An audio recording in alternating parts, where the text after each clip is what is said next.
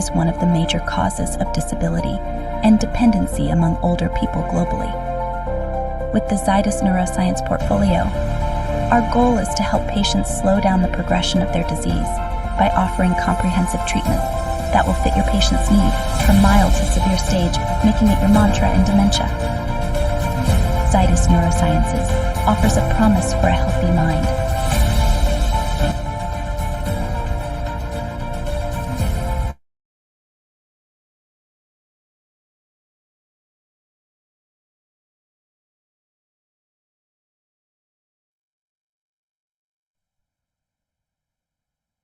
Morning po.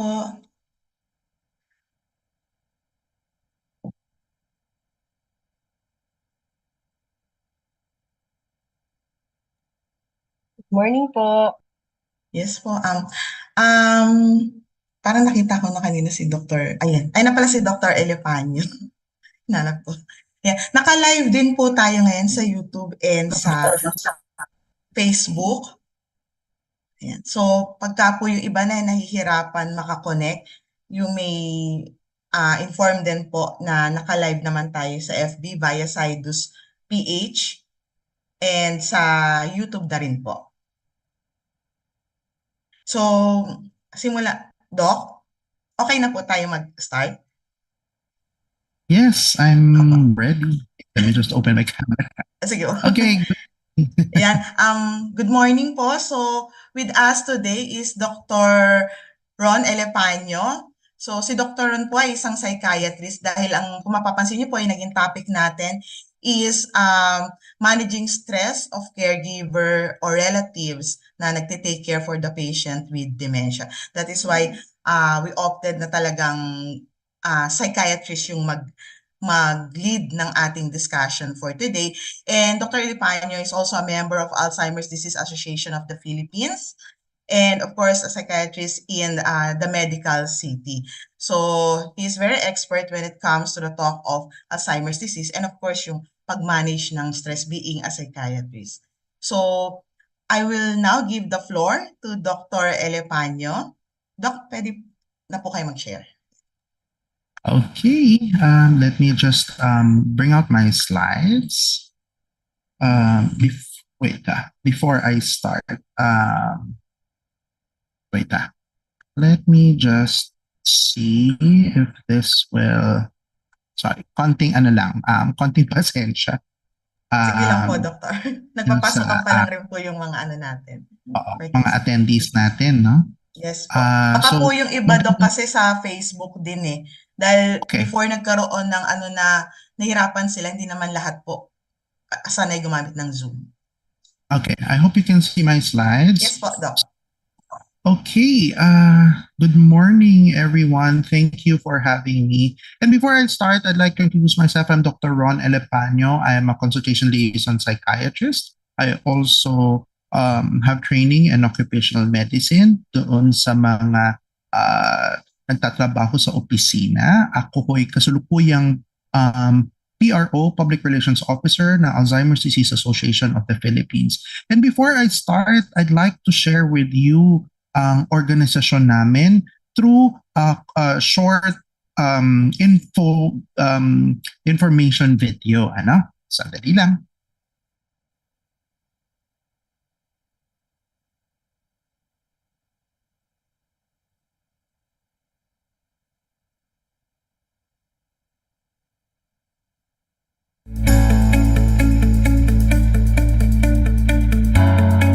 Kada 3 segundo, may nagkakaroon ng demensya sa buong mundo. Sa pagtanda ng populasyon, lalong dumarami ang bilang ng mga taong nagkakaroon ng demensya. Nananatili ang maling impormasyon at mga maling paniniwala tungkol sa demensya sa buong mundo, kabilang na ang Pilipinas. Panahon na para magtulong-tulong at gumawa ng aksyon. Mahalaga na ipaalam sa mga Pilipino kung ano ang demensya at unawain ito. Ito ang unang hakbang para mapagtagumpayan ang problema ng demensya sa ating bansa. Halina at tuklasin natin kung ano ang demensya. Ang demensya o pag-uulyanin ay isang sakit na nakakaapekto sa iba't ibang proseso sa utak.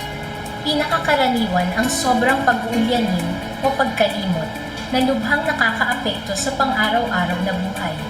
Karamihan sa mga may demensya o nag-uulyanin ay mayroong Alzheimer's disease.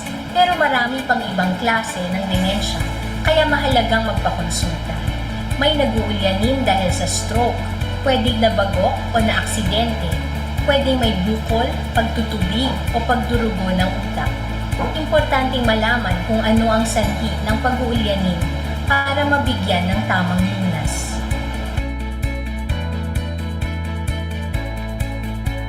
Ang unang palatandaan ay mahinang memorya o pagiging malilimutin. Ito ang unti-unting pagkilimot sa mga bagay-bagay na katatapos palang maganap o mapag-usapan. Paulit-ulit silang nagtatanong at paulit-ulit ang kanilang mga kwento. Hirap sa pagpaplano o paghanap ng solusyon sa problema ang taong may demensya. Maaaring mahirapan sa pagluluto o pagsunod sa recipe. Pati sa pag-aasikaso sa buwanang bayarin tulad ng tubig, ilaw, telepono at pagkolekta ng pensyon. Hirap ang pasyente na may demensya na gawin at tapusin ang nakasanayan ng gawain. Hirap humawak o mag-budget ng pera, hirap magkwenta, maglista o mag-ayos ng mga dokumento. Hirap din magmaneho kahit sa dati nang napuntahan. Madalas nalilito ang taong may demensya. Nalilito sa buwan, araw, taon, pati kung nasaan sila. Nalilito sila sa mga pangalan ng tao, pati sa pamilya at mga kamag-anak. Naliligaw din sila dahil nalilito sa direksyon. Hirap tumansya o kumalkila ng distansya, lugar o lokasyon ng isang taong may demensya. Ang akala nilang malapit lang, yun pala ay napakalayo kung lalakarin. O di kaya nababangga sila pag nagmamaneho o pag pumaparada. Ang taong may demensya ay hirap sa pananalita at sa pakikipag-usap. Nahihirapan silang makisabay o makilahok sa usapan. Patigil-tigil sila at nahihirapang tukuyin ang tamang salita. Ang isang taong may demensya ay madalas makaligtaan ang kanyang mga gamit. Kung saan-saan niya ito inilalagay o itinatago, kaya hindi niya mahanap. At kung hindi na niya talaga mahanap, iniisip niya siya'y pinagnanakawan.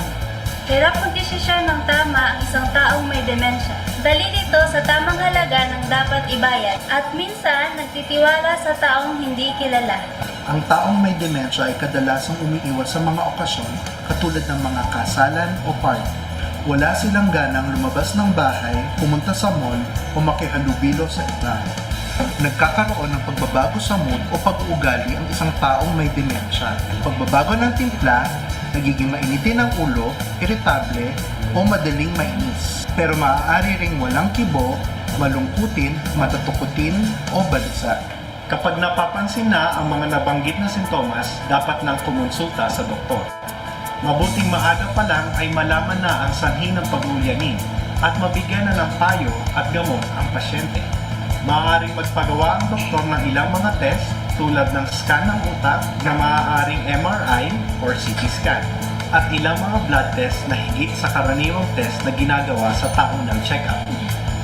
Kapag sinabi ng doktor ang pasyente ay may demensya, karaniwang inireseta ang mga gamot para dito. Layunin ng pagbibigay ng gamot, mapahaba ang panahon na ang pasyente ay nakakagawa ng mga bagay para sa kanyang sarili. Tulad sa pagkain, pagligo, pagbihis at pag-alaga sa sarili. Maaari ding magbigay ng gamot para sa ibang sintomas tulad ng depresyon, matatakutin o pagkabalisa. Importante ang payo ng doktor para malaman ang mga aasahan sa susunod na mga panahon at kung paano ito haharapin ng pamilya. Ang demensya ay hindi lamang sakit ng isang tao. Apektado dito ang buong pamilya. Kailangan pag-usapan at planuhin ang mga susunod na hakbang habang tumatanda at lumalala ang pasyente. Matinding hamon ito sa pamilya at masusubukan ang kanilang kooperasyon, malasakit at pagmamahal.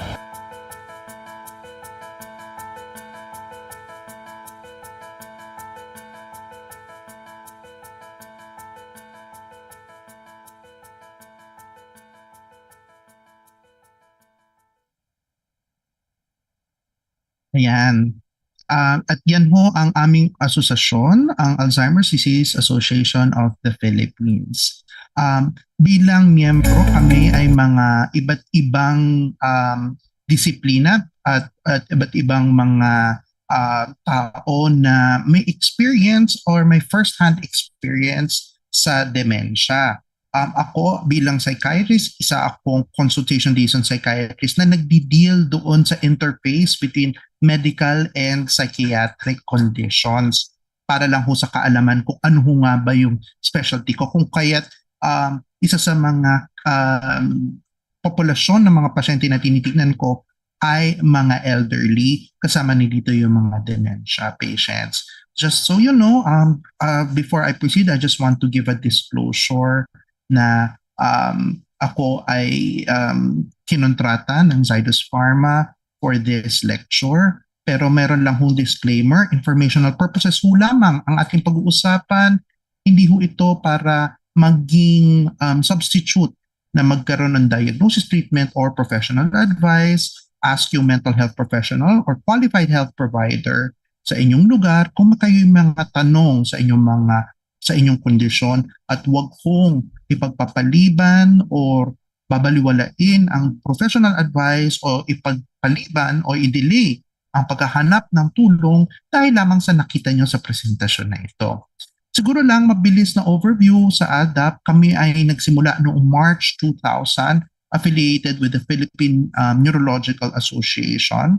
Kami ho ang representative sa Pilipinas sa parent organization na Alzheimer's Disease International. So lahat po ng bansa na merong organisasyon ukol sa Alzheimer's disease ay represented.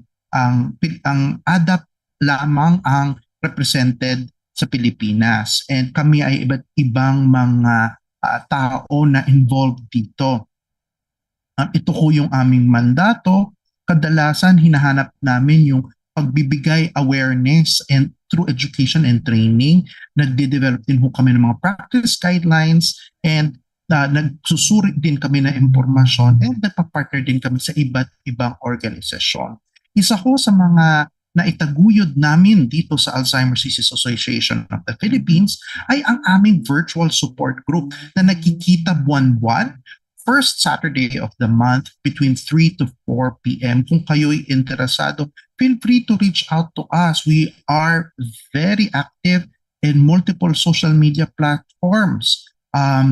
Meron ho kaming website, Facebook, Instagram, Twitter, X, email, and of course, we have our office. With that, sorry, medyo mahabang introduction. Pero magsimula na po tayo. Ang pinanggagalingan ng aking pag-uusapan ngayong araw ay yung tinatawag nating iSupport. Ito ay isang manual para sa mga caregivers na nag-aalaga ng mga taong may demensya. Ito ay original na teksto na ginawa ng World Health Organization sa Ingles. At na-translate na rin ito sa iba't ibang lengguwahe kasama na ang Pilipino sa pamamagitan ng partnership with Alzheimer's Disease Association of the Philippines. Marami ho itong modules. It's divided into 5 modules. Ang pag-uusapan natin ay ang Module 3 o yung pag-aalaga sa sarili. Maganda siya kasi it's also self-paced. Kung kayo'y interesado na makakuha ng kopya nito, ito ay may da-download sa aming website. Feel free to go online to our website. You can check it through our website and download it for free. Libre ho to. Kung mas komportable kayo sa English, meron rin ho doong English or the original translation. Self-paced po to, babasahin, madaling intindihin. Sa Module 3, ang pinag-uusapan is caring for ourselves. At divided ito into 3 sub lessons. So, pag-usapan natin ang Module 3, pag-aalaga sa sarili, in these 3 lessons. Una-una, pagbabawas ng stress sa araw-araw. Pangalawa, paglalaan ng oras para sa masayang gawain. At pangatlo, pagbabago ng pananaw at kaisipan. Simulan natin, pagbabawas ng stress sa araw-araw, or yung sinasabi nilang reducing stress in everyday life. Ano bang pwede natin magawa? Lahat tayo, kahit na hindi tayo nag-aalaga ng isang may demensya ay nakaka-experience ng stress. Para sabihin natin hindi tayo dapat ma-stress, hindi na rin tayo mabubuhay kasi parte ng mabuhay ay maka-experience ng stress. So meron tayong dalawang klaseng stress. Meron tayo yung distress, yung nakakasama sa atin, and eustress, yung nakakabuti sa atin. Isipin mo na lamang, kung ikay hindi na sa stress, marahil ay hindi gumagana ang iyong katawan na mas lalo ka magkakasakit. Pag sa labis-labis naman ng stress, masyado naman ikaw mapapagod sa punto na ikaw ay magkakasakit. So kailangan yung balanse, no? So ano ba pagka-exercise, kumbaga, it's a form of stress, nakakapagod siya, pero nakakabuti. So kung medyo mataas ang stress, at kadalasan sa mga caregivers, mataas ang stress level kasi nga lalo na pag demented yung patients, and you saw from the video yung mga sintomas ng dementia, it can be very stressful. So paano natin mababawasan yan? So siguro yung pagre-relax o pagpapahinga, relaxation o pagpapahinga. Ano ba ibig sabihin nito? Ano bang nagiging benepisyo nito? Binabawasan natin ang tensyon at binabalik ang enerhiya at lakas, and pinapadali ang mga gawain para matapos ng maaga. Mas nagiging produktibo tayo, mas nagiging efficient tayo, at hindi kailangang makonsumo sa oras. Ibig sabihin, minsan, pag sinasabihan tayo na, mag-relax ka muna, magpahinga ka muna, wala akong oras magpahinga. Pero maraming paraan para tayo'y mag-relax, magpahinga, nang hindi umuupa masyado ng oras natin. So, matanong natin sa mga nandirito ngayon, baka pwede nyo ilagay sa chat box, gaano ka ba ako katensyonado ngayon? Meron tayong rating dyan. 1 to 10. 1, kaunti. 10, napakataas. So, tingnan natin, meron bang sumasagot dyan sa chat box? Or kung hindi, meron sa Facebook, meron ba tayo nagmo-monitor? So, kung nahihiyaman kayo, siguro i-reflect nyo na lamang sa sarili ninyo, no?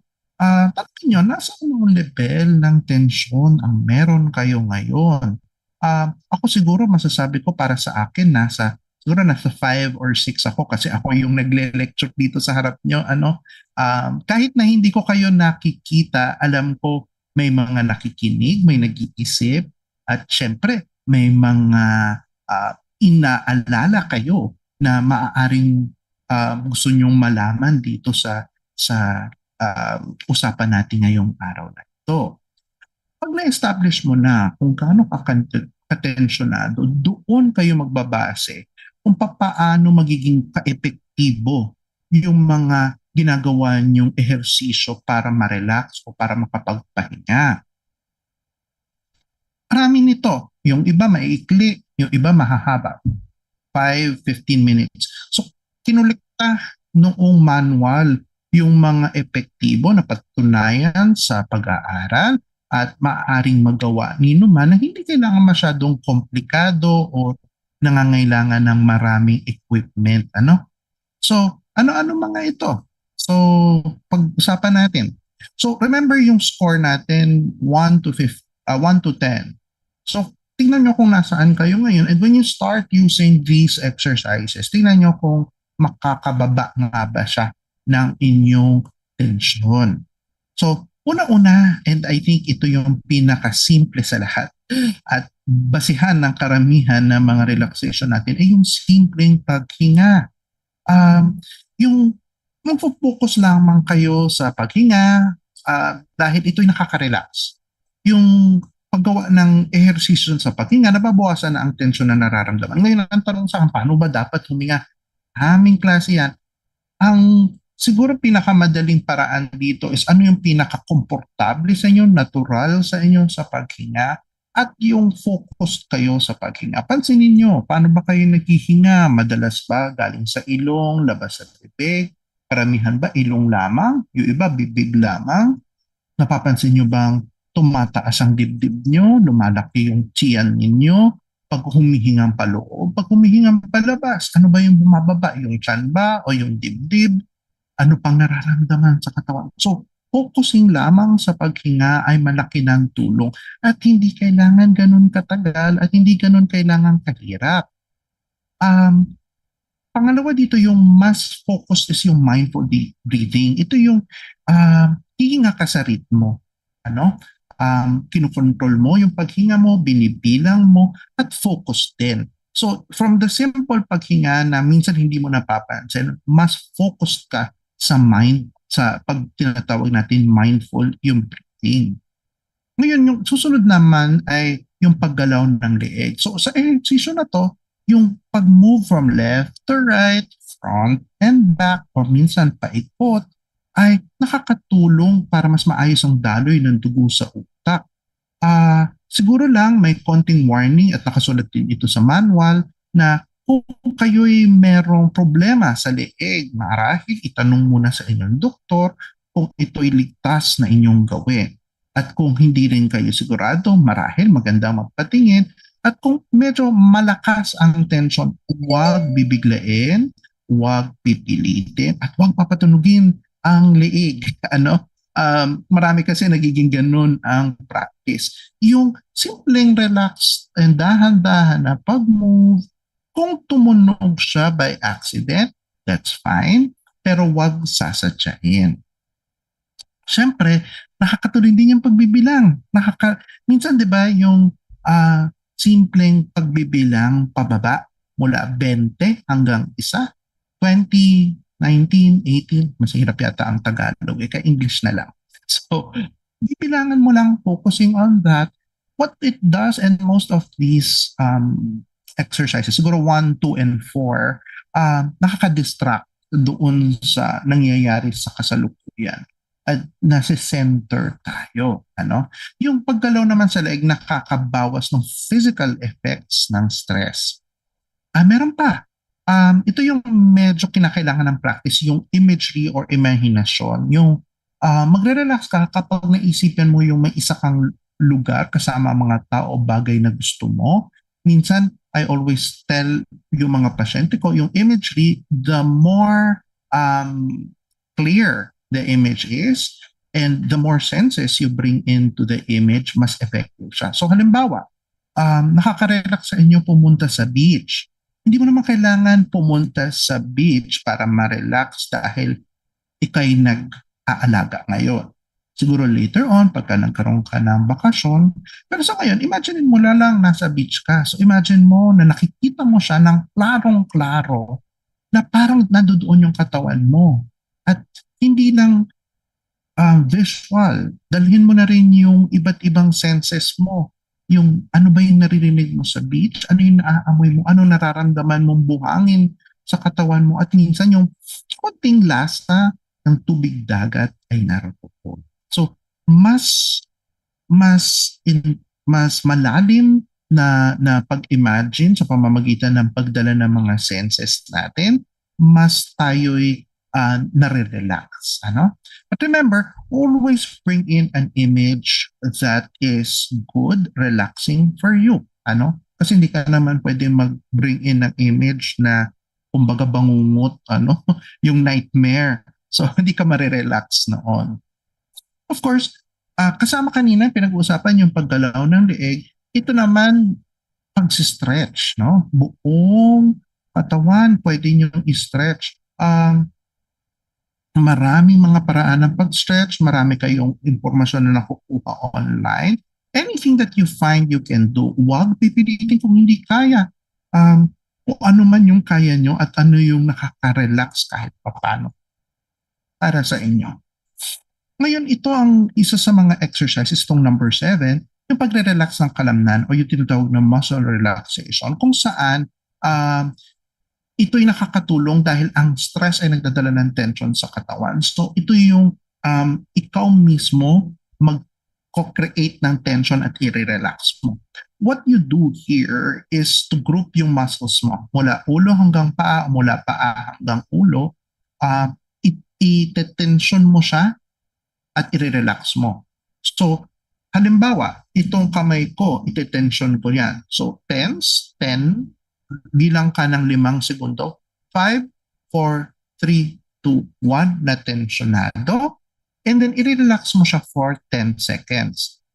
1, 2, 3, 4, 5, 6, 7, 8, 9, 10. Dahan-dahan. So you do that in all muscle groups mula ulo hanggang paa. So usually, pag nagtuturo kami nito, isang like good 10-15 minutes siyang ginagawa. Nagagawa ito na nakaupo, nakahiga. Pag nakatayo, medyo mahirap. So kailangan ipiprepare mo yung sarili. So among these exercises, ang pinaka magtatagal dito madalas yung muscle relaxation. Yung iba, yung mga mindful breathing, imagery, depende na yan sa inyo kung gusto nyo na matagal. But ang importante dito is subukan nyo at tingnan nyo kung nakaka-relax na ba. So, at every time you try it, it's not enough na subukan nyo siya isang beses at sabihin kung effective or ineffective siya. You have to do it most of the time. So, tatanungin mo lagi sa sarili mo, nakakatulong ba ito sa'yo? Ngayon, much of the techniques na ginagawa sa pagpaparelax, kinakailangan ng practice. You know, it takes time before ito maging maximally effective. But malaki ang rewards nito. So, kung kayo nahihirapan from 1 to 7, I think very basic yung simpleng paghinga. No? So, wag natin kakalimutan, maaari ka magpahinga kahit saan at anumang oras. At ito'y napatunayan doon sa mga exercises na shinare ko sa inyo na wala tayong excuse para sabihin o wala magpapalusot ng sasabi, wala akong panahon para mag-relax. Ano? And siguraduhin gumawa ng ehercisyong pang-relax minsan sa isang araw. So, wag na natin hintayin na mabigat na stress na yung nararamdaman natin. Kung gagawin mo siya as a regular part of your routine, mas hindi nagpapatong-patong ang stress sa katawan natin. And pwede mong planuhin ang oras at ng pamamahinga sa araw. So, hindi naman kailangan mahabang tulog, pagpahinga. Pwedeng unti-unti. Dahil kahit gano'n kaunti, malaki pa rin yung maitutulong nito sa inyo. And magkakaroon ka ng energy at mas magandang saloobin pagkatapos gawin ng mga relaxation exercises. Kahit ang maiksing ehersisyo ay malaki ang epekto at mababawasan din ang nararamdamang tensyon at makakapagpatuloy ka sa pag-aaruga sa pamilya at kakilala.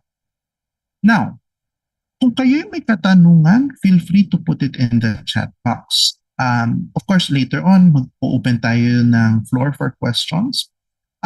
Ang next part ng lesson ay yung paglalaan ng oras para sa masayang gawain or simply put, making time for pleasant activities. Sa pag-usapan natin yung pagpapababaan ng stress, pagparelax, pagpapahinga, paano naman yung mga bagay na gusto mong gawin? So, magandang tanong ay ano ang mga bagay o libangan na gusto mong gawin?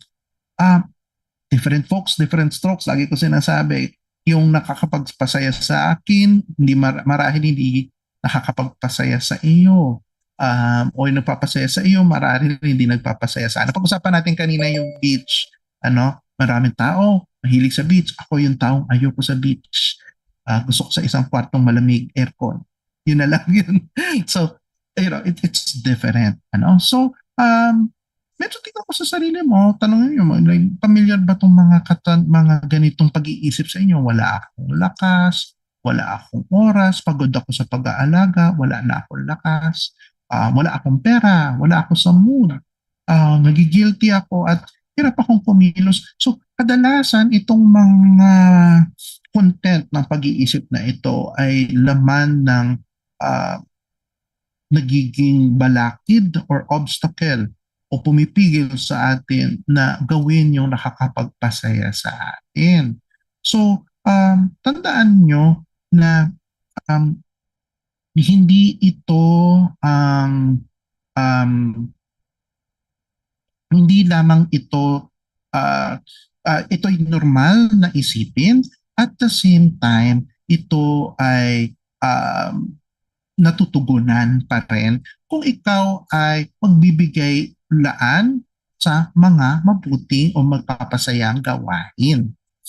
So, may tanong dito, ano po ang exercise para mawala ang pikon sa pasyente? Paminsan naiiyak na sa pikon. Oh, magandang tanong yan. Usapan din natin yan in a bit. Babalikan ko yan, Ma'am Clarinda. Okay. May posibilidad ba na magawa ko ang bagay na o libangan na gusto kong gawin? Palagay nyo. Tandaan, unti-untiin. You know? Hindi naman natin sinasabi, halimbawa, ang nagpapasaya sa iyo ay pumunta sa beach, wala kang oras, o sabihin natin, wala kang pera para pumunta ng beach. Ano pwede mong gawin na kahit paano, makakaramdam ka ng, kumbaga, parang katumbas noon ng kaunti. Siguro nga, sabi natin, yung imagery, or yung simpleng pagpupunta sa, yung pagligo mo. You know, as a caregiver, sometimes tayo hindi naman siguro bawal maligo bilang caregiver. So, maybe habang naliligo tayo, imagine mo na ikay na sa dagat. So, yung mga maliliit, dagdagan ng iba't iba pang kaaya-ayang gawin kung matagumpay sa unang pagsubok. So, minsan, stuck tayo doon sa ito lamang yung nagpapasaya sa atin dati. Ngayon, ako'y caregiver na hindi ko na yung magagawa.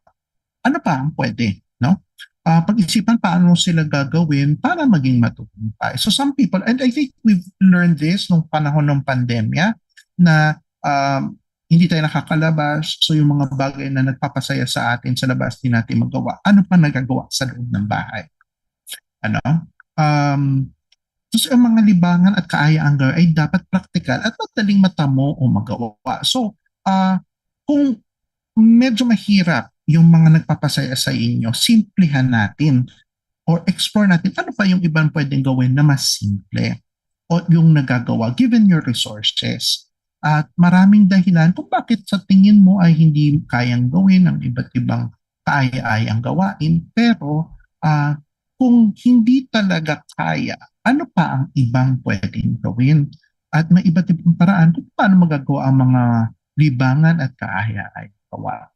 Katulad ng ganito, isama mo ang iyong inaalagaan sa libangan at kaaya-ayang gawain. Halimbawa, si Jose, nag-aalaga ng kapatid na lalaki na may demensya. Kapag may kakaliling tagapag-alaga, umiidlip at nagsisesta si Jose. Bukod dito, naglalakad at pinapasyal din ni Jose ang kapatid niya sa barangay. Natutuwa dito ang kapatid ni Jose habang siya rin ay nakakasagap ng preskong hangin. So, hindi lang naman yung pleasant activities limitado sa iyo. Kung maaari, kung gusto nyo, isama nyo yung inaalagaan ninyo. Ito example na ito nagte-trending kasi nagsasayaw sila, nagti-TikTok video pa. Mag-inayama yata sila no? So, medyo tanongin mo, ano bang libangan na pwede kong gawin kasama ang aking inaalagaan? Yan. So, it's really a point of reflection and I hope itong mga napag-uusapan natin at this point, kumbaga, namumuo na unti-unti yung mga maaari yung magawa at pwede nyong gawin. Okay, let's go to the last lesson and I think this will answer yung question ni Ma'am Clarinda Leda. So, ang last lesson in the module is yung pagbabago ng pananaw at kaisipan or what they call thinking differently. Ang best way to teach this lesson is through a case example. So, si Joe ay kasal kay Max, isang taong may demensya. Aalis na siya upang bisitahin ng isang kaibigan. Sabi ni Max, hindi ko makita ang susi. Hindi mo ako pwedeng iwanan kung wala ang susi. Naisip ni Joe na hindi na niya talaga pwedeng iwan si Max mag-isa at siya ay nagulumihan or nalungkot. Malalim na Tagalog yun. So, ano sa tingin mo o sa inyo na nandirito ang dapat gawin ni Joe? So, meron tayong mga 4 options here. Yes or parang check or no. Diba? Parang yes or no lamang. No? So, una, sabihin hindi niya matutulungan si Max sa paghahanap at siya ay aalis na. Pangalawa, hanapin ang susi hanggat makita ito. Pangatlo, sabihan si Max na dapat ay higit siyang maging maingat nang hindi niya mawala ang susi. At pang-apat, isipin sa kanyang sarili, si Max ay may demensya at siya ay nag-aalala kapag may naiwawala siya. Maaari akong tumulong sa paghanap at saka na lamang umalis. Tawagan ang kanyang kaibigan upang ipalawanag na siya ay matatagalan sa pagdating. So, sabay-sabay tayo. Siguro meron bang nasa Facebook at nag-check or nag-chat? Sa chat wala pa, pero yung unang question, sabihin hindi na matutulungan si Max sa paghahanap at siya ay aalis na, check or X? Sandali ang kikinig. Okay. So, check or X? Okay, sige. Kung palagay nyo, makakatulong ba yon na kumbaga parang i-abandon na lang si Max, nahihirapan nga siya at siya may demensya? Malamang hindi, ano? Pero yung hanapin ng susi hanggat makita ito, maaari ba to?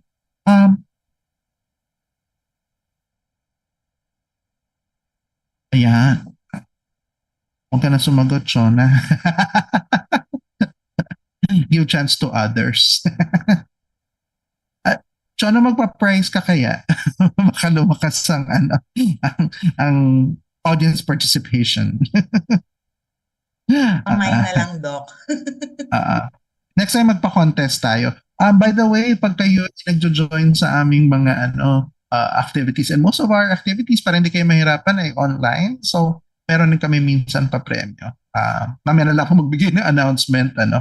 So, susunod, hanapin ang susi hanggat nakita ito. X. Ayan. Very good. So, yung number 2, X. Saan siya nasa X? Dito sa hanapin ng susi, Christian? O yung unang question to?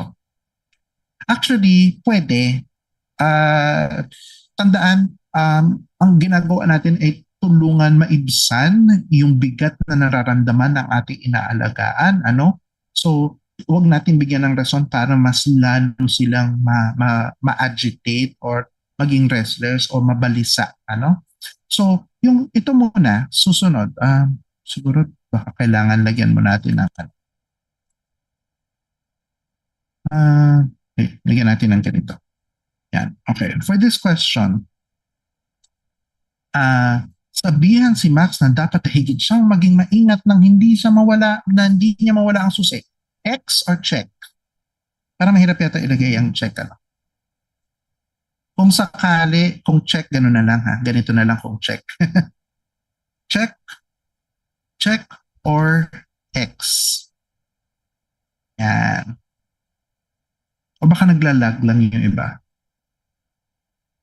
Diba? Sabihan si Max na dapat ay higit siyang maging maingat nang hindi niya mawala ang susi.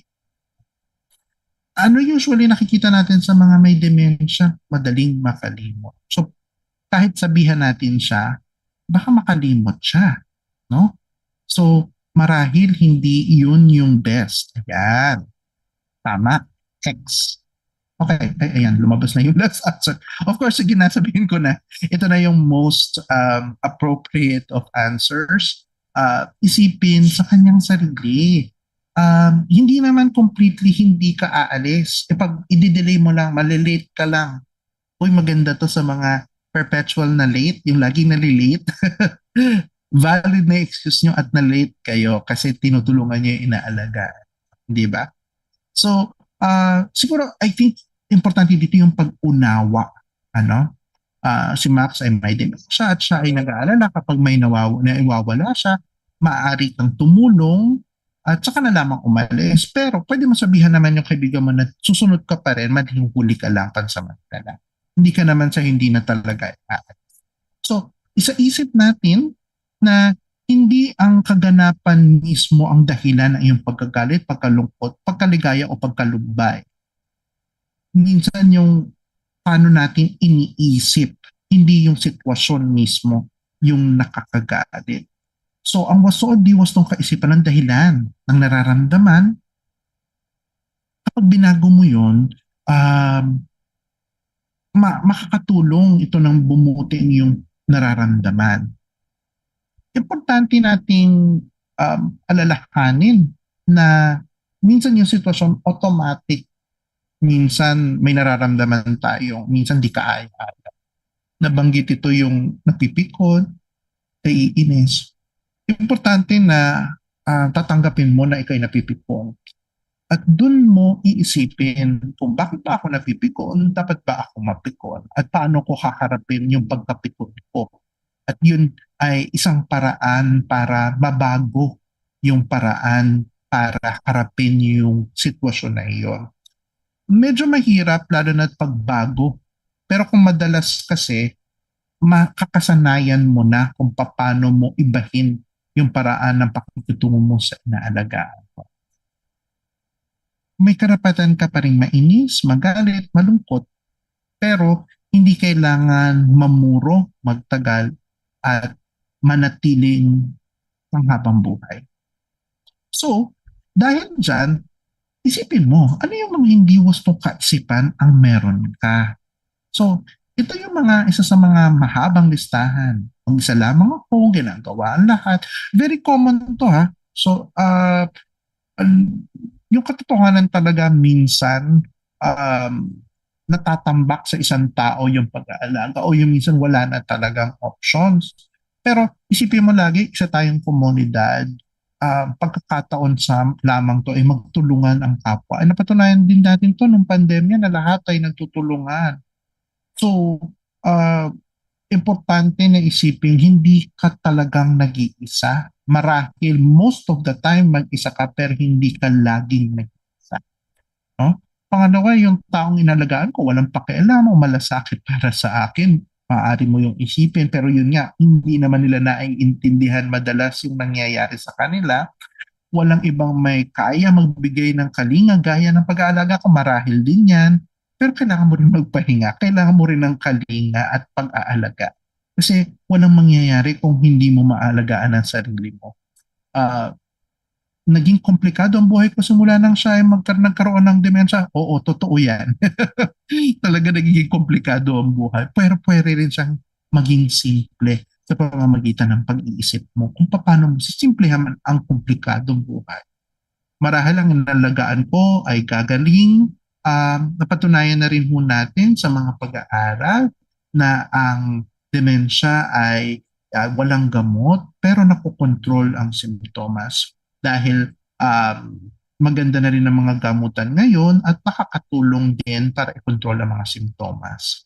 Dapat lagi ako nakaantabay para sa inalagaan ko, hindi naman kinakailangan palagi. Bilang tagapag-alaga, wala na akong panahon para sa iba. Gumawa ng panahon para sa iba. Dapat isang tabi ko ang mga pangangailangan ko kung nais kong maging mahusay ng tagapag-alaga. Ang isang magaling na tagapag-alaga ay kayang tugunan ang sarili nilang pangangailangan. Naawa ako sa taong inalagaan ko. Normal naman din yun, pero hindi naman lagi silang kaawa-awa. Mas mapalad na ibang tao kaysa sa akin at sa aking inaalagaan. Maaari mong tignan yan, pero pwede mo rin naman gawing masaya ang samahan ninyong caregiver and patient. Walang nakakana kung gaano kahirap mag-alaga. Sumali kayo sa aming support group. Marami kayo. Hindi kayo nag-iisa. At marami pang iba. So, ano bang pwede nating isipin na matino o yung wasto? No? Tama lang na ako ay maglaan ng oras, pagpapahinga, dahil nakakatulong itong pabuti. Ito yung natutunan natin in the past minutes that we are talking. Kasi yung pag-aalaga, mas magbumaganda kung ikaw ay nakakapag-alaga sa sarili mo. Ang pagkwento ko ng dinaramdam ko sa ibang tao ay mabuti dahil nababawasan ng bigat na dinadala ko. Tama naman, di ba? Pag may sama tayo ng loob, pag naikikwento natin sa kapwa natin, minsan gumagaan ang sarili nating kalooban. Ewan ko na lang doon sa napagsabihan kung sa kanila ay gumaan ang kalooban nila, baka sila naman yung bumigat ng kalooban. Ang paghingi ng tulong ay isang pagkakataon para maibahagi ko sa iba ang bigat ng pag-aalaga na dinadala ko. Ito ang isa sa mga nakikita naming malaking problema sa caregiving system sa Pilipinas. Especially for family caregivers, minsan may nadidiktahan na isang tao lamang yung mag-aalaga. Importanteng humingi ng karelyebo. Lahat ay may dapat may contribution sa pag-aalaga. Hindi pwedeng itambak lamang sa isang tao. At lagi namin pinapaalala to sa mga pamilya ng mga pasyente namin na mag-share the burden. Ang paglalaan ko ng panahon para sa aking sarili ay makakatulong para higit sa bumuti sa aking pangangalaga. Ang demensya ay karamdaman at walang may kasalanan nito. So, I think most of the time, naghahanap tayo ng rason kung bakit nangyari ito, bakit sila nagkaganito. So ngayon, wala pa tayong definite cause, pero marami mga possible factors around this. Di ko kailangan pagbigyan ng lahat ng tao sa lahat ng sandali at marami pang iba. So, apply natin to sa isang halimbawa. So, si Jose ay nag-aalaga ng kanyang may kabiyak o asawa na may demensya. At ito ay sinulat niya. Ano ang kaganapan na napagbalisa sa iyo? Anong hindi wastong kaisipan na meron ka? Anong wastong isipin sa pangyayari? At paano makakatulong sa nararamdaman mo ang wastong kaisipan? So una, anong linagay niya sa anong kaganapan na nagpabalisa sa kanya? Kahapon, ako at ang asawa kong si Linda ay bumisita sa aming mga kaibigan. Kami uminom ng tsaa, nalaglag ni Linda ang kanyang tasa sa sahig. Nung kumilos na ang aming kaibigan upang linisin na naging kalat, hindi kumilos si Linda upang tumulong. Bagkos ay naging sagabal pa. Hindi siya humingi ng paumanhin at tumawa pa. So anong hindi wastong kaisipan na meron? Naasiwang aming mga kaibigan kay Linda at hindi na kami muling maimbitahan sa bahay nila. Anong wastong pag-iisip dito? Ang misis ko ay may demensya at hindi niya kaya mag-isip at kumilos ng normal katulad ng dati. Mauunawaan ito ng aming kaibigan dahil naipaliwanag ko na. Ang kaisipan ni Linda ay mas malala sa ngayon. Importante ito na hindi mo kikimkimin sa sarili mo ang diagnosis ng inyong inaalagaan para maintindihan din ng mga tao sa paligid mo. At paano makakatulong to? Imbis na ako ay nag-alala at nahiya, ako ay natuwa dahil sa panong nakapiling namin ang aming mga kaibigan. So, subukan din nyo. Anong kaganapan na nagpapabalisa sa inyo? Anong hindi wastong kaisipan ng meron ka? Ano ang mas wastong isipin sa pangyayari? At paano makakatulong sa nararamdaman mo ang wastong kaisipan? So, maaari nyo itong isulat. So, sa kabuuan and in summary, kumbaga, ang pagiging tagapag-alaga, mahirap na tungkulin. Kaya normal lamang ang magpahinga. Huwag nyo itong ipagkait sa sarili ninyo. Ang pagpapahinga at paglalaan ng oras para sa sarili ay hindi nangangahulugan ikaw ay isang masama tagapag-alaga or makasaliri. And also ang pag-aalaga sa sarili ay makatutulong din na mas mapangalagaan ng maayos ang inyong inaalagaan at hindi ang sitwasyon ang nakakapagdulot ng ating masamang nararamdaman kung hindi ang hindi wastong kaisipan or paningin. And with that, I open the floor for questions and maraming salamat po. Thank Ay, you. ano rin pala, iniimbitahan namin kayo, meron ho kaming folk dance for Lolo and Lola bukas 10:30 to 11:30 a.m. Kung gusto nyo mag-join, sign up lang kayo sa aming Facebook page. Ando dun ho yung registration link. Thank you. Okay, I'll stop share. Yeah. Thank you, Doc Elepanyo. May mga question po. Doc, actually, I have a question kasi I know someone with dementia, although not a relative of mine, pero ano po ng partner ko. Sabi niya, kasi minsan, parang, syempre, alam naman niya yung dementia, no? Naiintindihan niya, ganyan. May idea siya about dementia. But hindi niya minsan maalis na dahil 'di ba karamihan, gaya po ng huling case na sinabi niyo, na hindi naman lahat nakakaintindi. Parang in a way, may guilt feeling siya na ikinahihiya niya yung kamag-anak niya may dementia. So parang gusto niyang malaman kung paano ba mawawala yung ganong feeling na sa kanya tanggap niya pero pag sa labas kasi parang minsan nagiging agitated yung pasyente. So minsan hanggang sa labas na nadadala. So minsan hindi niya rin maiwasang nahihiya siya. So yun yung gusto niyang mawala rin po na feeling kung paano po. Okay. So, may announcement sa aming lugar. Kung hindi ko naririnig man, but hopefully hindi marinig. Siguro, unang isipin natin, may dalawang parte itong sitwasyon na nakakahiya para doon sa caregiver and doon sa pasyente. Ano? Una-una, for the caregiver, natatanggap mo, naiintindihan mo, and minsan, naiintindihan mo siya sa isip mo pero iba yung nararamdaman mo at maaari talaga yon. Minsan it takes time na magkonekta yung isip at damdamin. Ano? Pero importante yung lagi nating inaamin sa sarili natin na nakakahiya, nahihiya ako. Totoo naman yon. But it helps also if you're also able to build community with that experience. Ibig sabihin, meron kayong nakakausap at merong kumakalingan sa inyo. So, kung hindi man, for instance, katulad ng support group that helps, pero kung hindi man sa support group, at least within your own circle, meron kayong nakakalingan. What helps also is to bring to the community the awareness.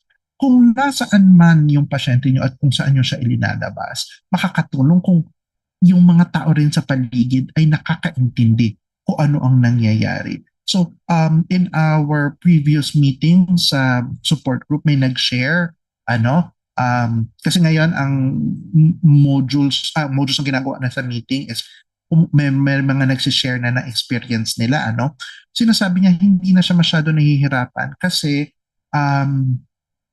yung alam na sa village nila, halimbawa nakalabas yung nanay or yung tatay niya. Ito yata in this case, asawa niya alam na may dementia. So kung halimbawa na medyo maingay, nakakagulo ng konti, or halimbawa biglang napunta sa bahay ng iba, alam na ituro pabalik sa bahay nila. So naiintindihan din ng komunidad. Pero hindi talaga natin maiwasan at merong pagkakataon na mapipikon, pero proseso ito.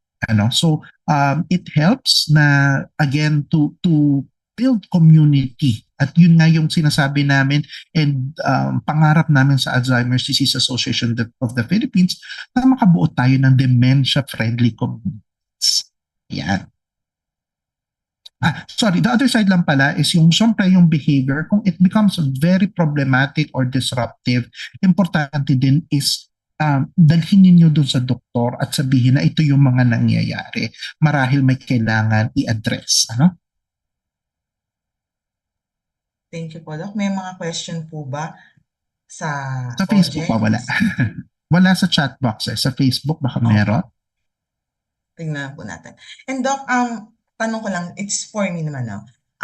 Would you recommend po or mas i-recommenda niyo po ba na kung syempre yung ibang mga anak, lalo na yung mga nakatoka na sila yung mag-alaga, nakasama sa bahay, dahil syempre hindi lahat naman may mga trabaho ganyan. Minsan napipikon kasi nga, 'di ba? Hindi maiiwasan. Would you recommend po na they would parang hire na lang a professional caregiver kaysa yung stress nila mabuntun pa doon sa taong may dementia, hindi naman din maintindihan. So sila rin yung parang in a way natatalo doon sa emosyon nila. Would you rather na ganon yung gawin na lang or kung hindi man kayang dalhin sa mga, kasi po 'di ba may mga nursing home naman for the elderly, may mga different needs. So kayo po, Dr. bilang doktor na may experience po both sa mental health ng tao, may kaalaman doon, and both sa dementia po, would you rather po na i-refer or magkaroon na lang sila ng third party na mag-aalaga talaga kay lolo't lola para in a way masettle din yung kanilang emotion. Okay. Hindi very straightforward yung sagot to sa katanungan. Lagi namin sinasabi, different folks, different strokes. Walang one size fits all. Napansin niyo even dun sa mga examples natin and yung mga recommendations natin, ikaw yung mamimili at pinakaangkop sa inyo sa sitwasyon ninyo. Pero lagi natin sinasabi, as a rule, hindi maaari na nag-iisa ka lang caregiver 24/7 kasi mauubos at mauubos ka. Importante kumuha ng karelyebo. Ngayon, dito rin pag-uusapan yung resources. Ano yung meron ka? Kasi maganda sana nga kung makakakuha ka ng professional caregiver kasi talagang malaki yung tulong nito. Subalit hindi lahat. Una-una merong resources, merong kakayanan na kakayanang yaman, sabi nga nila, para magkaroon ng professional caregiver kasi may kamahalan din sila. So if hindi, meron din kasi tayong tinatawag na non-professional caregivers, yung tinuturuan na lamang pero binabayaran pa rin. Pwede rin yun. Pero yun nga, nagdidepende yan talaga doon sa kakayanan. The other part of it is medyo challenging din talaga mag-alaga ng someone with dementia, especially kung yung profile nila yung medyo magulo.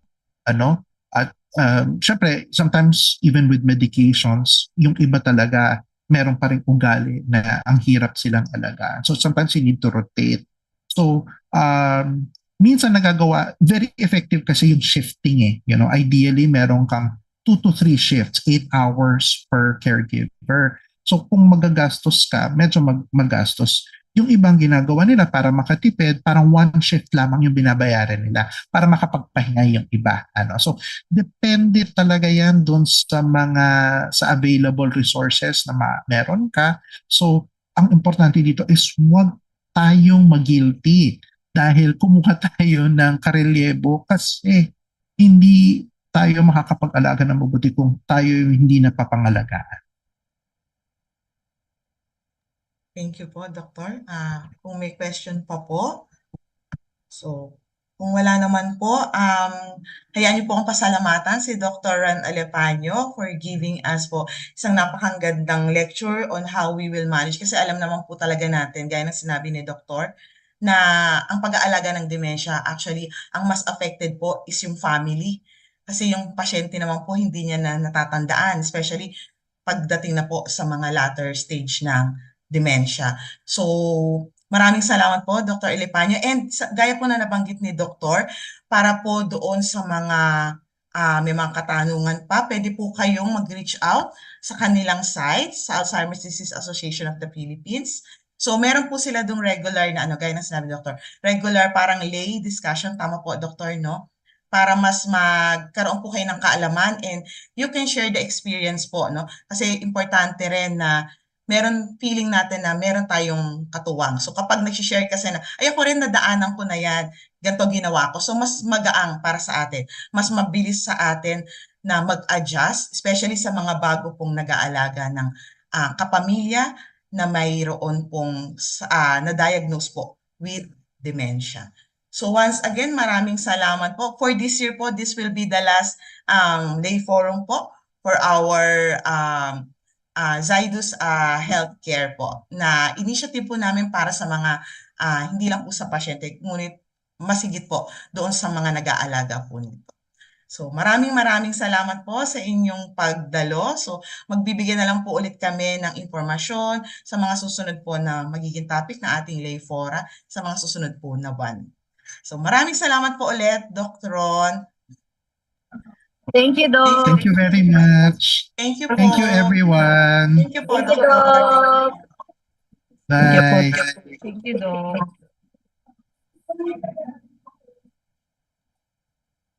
You, Doc. Hi, Doc. Hindi ba tayo magpipicture? Wala ka bang Nag-picture group na shot? ako, Doc, kanina. Wala ba tayong group photo? Mag-group photo tayo. Sige, mag-group. Sige, Gusto Doc. wala ba yung mga attendees dito baka gusto open camera. Picture tayo. Picture ako, Doc. Nasaan na sila? Mga Nag-stream sci-fi ka ba yata sa ito. Facebook? Bakit parang hindi sa stream sa Facebook? Parang ano siya, Doc? Nandito yung sa digital namin, Doc, digital manager. Hindi siya makapag-stream ng direct. Parang nare-redirect ka sa YouTube, Doc. Direct sa YouTube, then Facebook? Opo, from Facebook po, pag kinlik mo siya, mare-redirect ka sa YouTube. Nandun po yung nagiging live. Ayun. So Picture ako YouTube lang, live siya? Ganun ba yun? Opo, Picture pa opo. rin tayo. Ayan. 1, 2, 3. Isa pa. Yan.